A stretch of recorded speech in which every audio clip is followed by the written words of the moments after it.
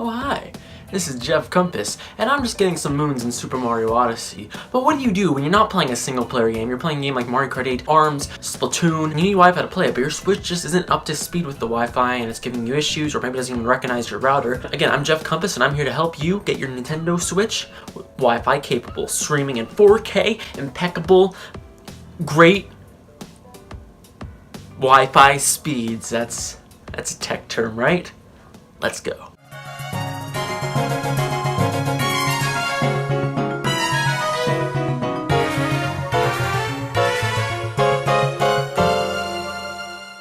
So some of you who have been following my channel for a little bit remember that a few months ago I was actually having some issues with my Nintendo Switch Wi-Fi, and it actually seemed to be an issue where the whole console was defective, and I actually got my Nintendo Switch at launch. And basically my Wi-Fi router was not working. I sent it to Nintendo once, they weren't able to fix it. I called them over the phone a few times and they weren't, and we did everything that they instructed, and none of the things they were telling me to do worked. So I actually had a defective unit, and so I actually had to send it to Nintendo to get it fixed. Hopefully that's not the case for you. If it is, I'll go into more details about that at the end of the video. But let's go through the steps that you can do to make your Nintendo Switch work better. Now the first thing I recommend is actually making sure your Nintendo Switch is in decent range with the router. This one kind of seems obvious, but you have to remember that the Nintendo Switch is portable. It's smaller, so the Wi-Fi capabilities are going to be a little less than maybe what you remember from the Wii U, or actually original Wii or Xbox 360 even. So you have to remember that the Nintendo Switch needs to be a little closer. I'm actually pretty far away from my router in my own house, but I only get like 1 or 2 bars in here on most. So Nintendo Switch really needs to be close to the router. So that's the first thing I can recommend is hooking up, is moving your router closer to you, or moving closer to the router, or moving the game console in there. That's the first thing I can easily recommend. Now the next steps may seem pretty basic. This is what happens when you call like Apple or Microsoft and they're like, did you turn it on and off again? But that's actually a really important thing with the Nintendo Switch, especially because turning the Nintendo Switch off is really different with this model. Most people just press this power button and they think, okay, it's off, and they just walk away. But that actually just turns it into sleep mode. So if your Nintendo Switch is not picking up the Wi-Fi, what you can do is actually turn it off completely. So you have to hold the power button down and then press turn off or reset or anything like that. But make sure you're not doing sleep mode, because actually Nintendo Switch seems to be having some issues when you just have it in sleep mode for a certain amount of time. That's what happened with my old Switch. Make sure you turn it on and off again, and actually do the same thing for your router if that's not the issue. If the Switch isn't doing the thing after on and off, turn your router on and off, unplug it, blah blah blah. That's pretty much what I can recommend. It's kind of basic advice. Now,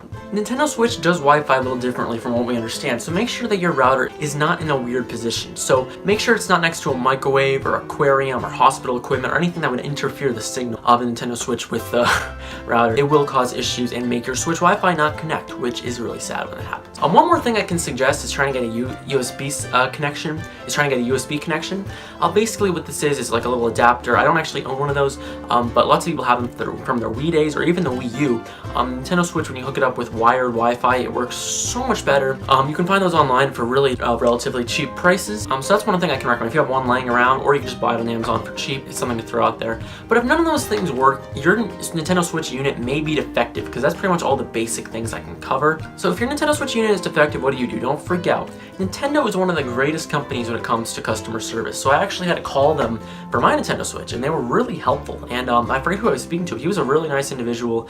I shipped it out to him. I had to ship it into a box and everything like that. He got it back to me within like a day. Now the sad thing is the first time I sent it to them, they didn't fix it perfectly and it was still having issues. But I sent it back to them the second time. It worked great. Nintendo has really good customer service, so I'm going to leave their phone number and contact information in the description below.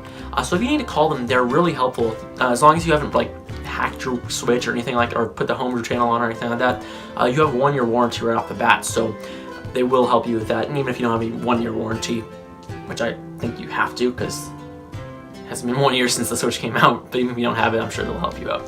So that's basically all I can recommend with getting your Switch fixed. I wish I could say more. If it's not working, that's the best things you can do, is just try those steps I recommended to you, or contact Nintendo. But this has been Jeff Compass.